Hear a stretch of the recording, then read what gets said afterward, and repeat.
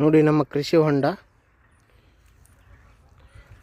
100/100 and 35 slope, depth 35 feet, 100/100 ಇದೆ. ಇಲ್ಲಿ ತೊಗರಿ ಇದೆ ನೋಡಿ, GRG 152 ತಳಿ ತೊಗರಿದು.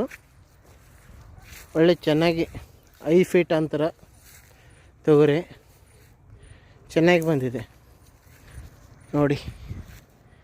ವಾವ್. ಆಮೇಲೆ ಇದು ನಿಂಬೆಹಣ್ಣಿನ ಗಿಡ ತೋಟ, 800 ನಿಂಬೆಹಣ್ಣಿನ ಗಿಡಗಳಿವೆ. 800 ಲೆಮನ್ ಟ್ರೀಸ್. ಇದು GRG 152 ತೂರು.